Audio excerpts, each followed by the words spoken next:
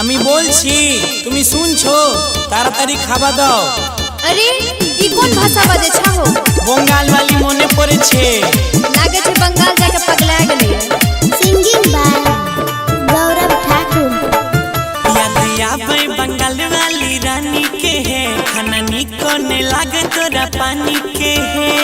আমি তোমার সঙ্গে থাকবো না। आई याद आवे बंगाल वाली रानी के है, खाना निको ने लागे तोरा पानी के है।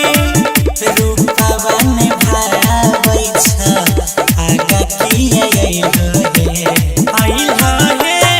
আমি তোমাকে পছন্দ করি না। किया दिल हो सैया किया दिल हो, दिल बंगलिया के किया दिल हो पिया किया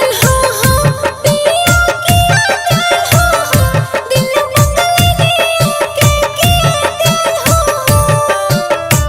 पता न मुनसा की भाग गेले, कंबल गेल रो की करल गेल रो। लबर लबर नहीं कर, तुम्हें बंगला बुझबी नहीं।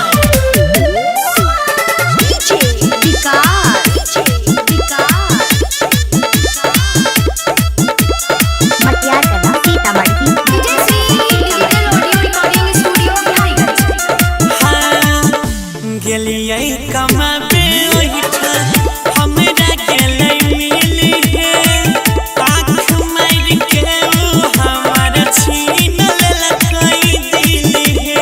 आय उ सौतीन के ई मजाल झोट पकड़ के मारबो। भूल गेल हो तो पाती होई के मान हो, तोरा लगन रहलो हमर कोनो আমি তোমাকে ভালোবাসি। উতা টেম্পোরারি তোতা পার্মানেন্ট ছিল হে, ছিল হে। सुनो न किया दिल हो सैया किया दिल हो, दिल बंगलिया के किया दिल हो पिया किया दिल बंगलिया के किया गे माय लागे छे एकरा पर कोनो जादू चला देलकै।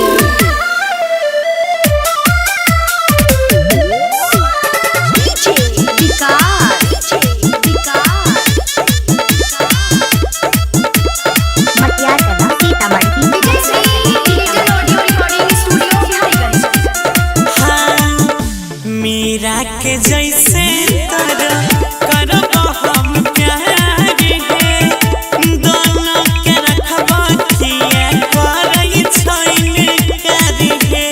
एक गो दिल दो दो गो जान। जाइन गेलिया तोहर सैया साथे चरी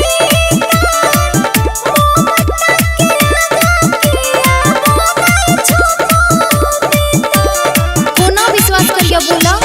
गौरव सोनुआ जैसे अभियो दूर कहाँ भेल हे, भेल हे।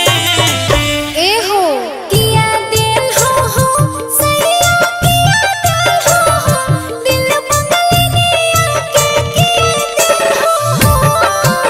किया दिल हो पिया किया दिल बंगलिया के किया